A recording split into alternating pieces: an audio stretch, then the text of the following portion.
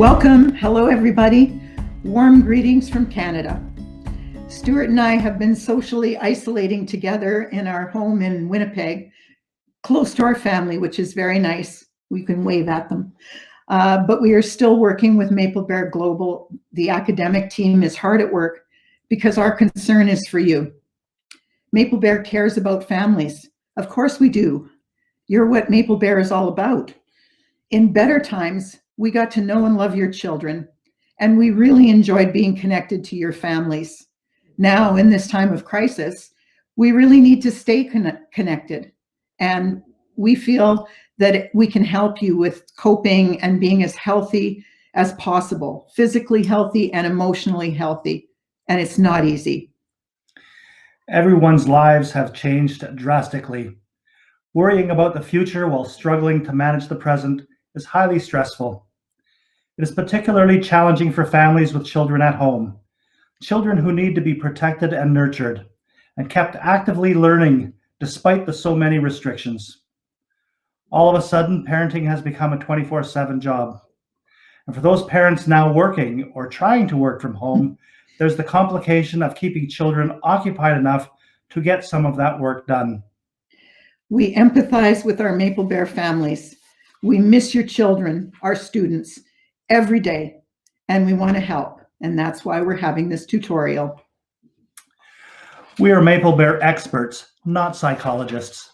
However, Maple Bear pedagogy is based upon neuroscience and psychology research. Part of what makes our wonderful Maple Bear teachers so successful in promoting all strands of growth, cognitive, social, emotional, physical, artistic, is their knowledge of what conditions make children feel safe, comfortable, eager to learn, and increasingly independent and responsible. So, condition number one to support learning is a loving, trusting, supportive relationship between the child and the teacher. And of course, you already have that. You have the strongest relationship with your children. They may be feeling confused and unsettled, but they know that they have you.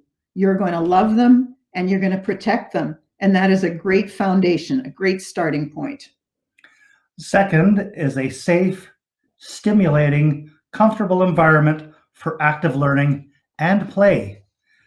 We know that your home is probably very well equipped with toys and play areas and technology. Maybe your entire home now seems like a playground.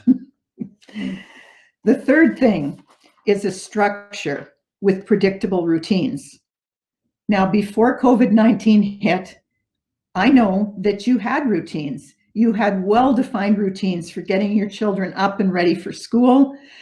You got them to and from school at a regular time. You had routines to get yourself to work. You had routines for meals, for exercise, and maybe even a social life with your friends. Suddenly, that's been disrupted. Everyone is at home. The familiar routines are gone. You have the loving relationship. You have the secure and stimulating environment for your children. But routines, that is one that you may be struggling with. At least that's what we hear from parents in Canada. And because it's important, we're here to offer you some advice and some tips that we hope you'll find helpful. Have you ever wondered and marveled at how Maple Bear teachers work with multiple children in one classroom? We can tell you that this does not happen without a plan and with a schedule and with some classroom agreements. No doubt this holds true in your normal adult work environment. Schedules and timelines and shared expectations help everyone achieve goals efficiently. We know, science tells us, that the stress of chaotic unpredictability is not good for the brain and it's not good for the soul. Maple Bear staff know this. That's why every year we start the school year by teaching children routines. Soon they know what to do when they arrive at the classroom. Even the youngest child learns that. They know what's expected at circle time. They know that on certain days they get music or phys ed.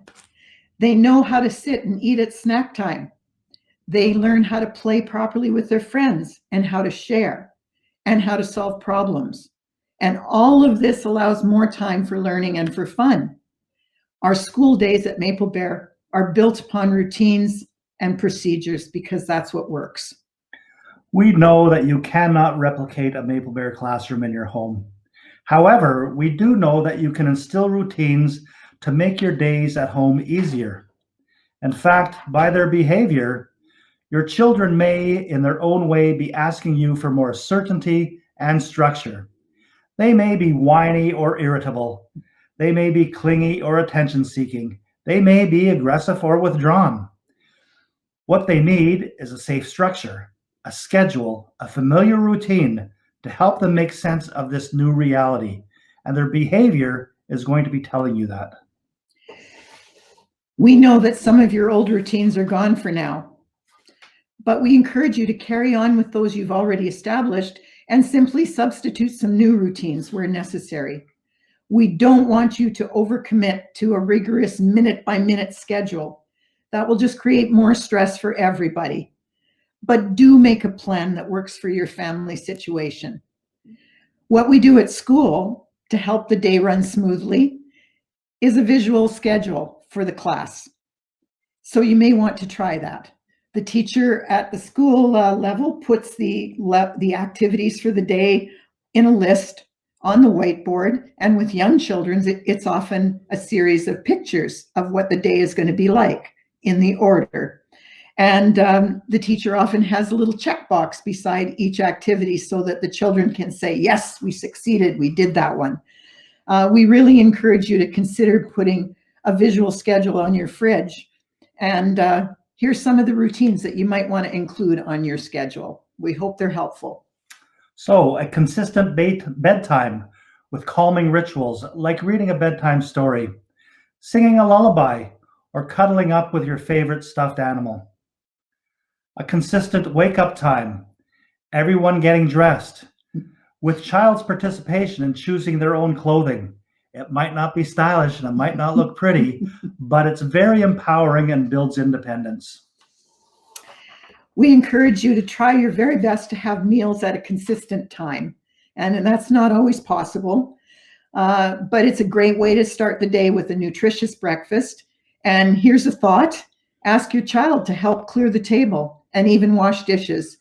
Little children actually find washing dishes fun, so take advantage of that while you can.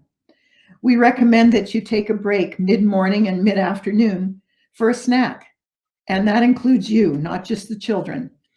A comfy nook can make a special fun break for your children, and setting a timer with a silly sound to announce when snack time is happening can create the structure and the fun that your children enjoy. Try to have your nutritious lunch and dinner at a regular time. And now that you're all at home, you might as well sit together and chat. If you feel ambitious, why don't you ask your child to help you prepare dinner once in a while? They do love to help, and you're teaching them to be helpful, which is a really wonderful life skill. Try some new foods once in a while, and definitely share the cleanup duties. Extra hygiene routines. Regular grooming, such as combing your child's hair, brushing your teeth together, having your child sing you a song while they're taking a shower, plus lots and lots of hand washing, and of course, cough and sneeze procedures. All of these things will help. Now, one of the most important things that we're specifying here that needs to go on your schedule, probably more than once, is playtime and social interaction. And again, this isn't just for the children, this is also for you and for your sanity. We recommend that you have a little bit of one-on-one time with each child, followed by an engaging activity. It can be an independent activity for your older children. It can be a semi-independent activity with younger children. Maple Bear has provided endless suggestions. If you go to the Maple Bear Digital Learning Community portal, you can find a million excellent suggestions. There's also Pinterest. Don't try to keep up with all the Pinterest moms though. And there's other helpful websites as well. And if your friends have tried something with their children and it's worked beautifully, why not borrow the idea? When your children are bored, that's when disruptive behavior happens. And it's the same at school. So we recommend that you plan ahead and go to that portal and pick some of those activities and have them ready for your children. You can write them on little slips of paper or little sticks and have the child reach in and pick one out, because that makes it even more fun. Oh, look what we chose to do. It's going to be fun. It's highly motivating, and it saves you from trying to figure out what to do on the spur of the moment. It's really nice to have a little quiet nook somewhere where your child can read books, and even the youngest children love to pretend to read if they can't really read. Virtual play dates and Skypes with friends and extended family are wonderful emotional support for your children. And here's a good idea too. Why not challenge your child to do a good deed each day? They could write a card to a relative that they can't see. They could make a picture to put on the window. They could make cookies to support the family, or they could walk your dog or your neighbor's dog. Do something nice for somebody. That's a really good lesson to have your children learn. And let's not forget art time. Listen to your child's favorite music. Plenty of the songs that your child knows from Maple Bear are available on YouTube. Sing along with them, and I'm willing to bet you all know Baby Shark and Walking Through the Jungle. So have fun with your children. Paint, draw, sculpt with Play-Doh. These are all excellent learning experiences. Write on a window or a mirror with markers. Now, please remember, don't use permanent markers or you're in trouble. Or use chalk and write on the sidewalks. These are all easily washed off or wiped off, and for your children, erasing is part of the fun. Okay, let's talk about screen time. It's a topic that we need to discuss. We're going to be realistic here. Screen time is inevitable. It's a sanity saver. Don't feel guilty about scheduling some screen time for your children. Let's just try to make a lot of the content worthwhile. There are so many excellent sites that you can access. They have stories to read aloud that are read aloud in English or Portuguese. There's lots of short cartoons that have really nice themes. Your child has favorite movies and games. And by the way, they can be getting their English practice while you might be actually able to do some of your own things. And of course, as educators, we highly recommend school time. Maple Bear has organized virtual classrooms, at-home activities, and conferences with the teachers.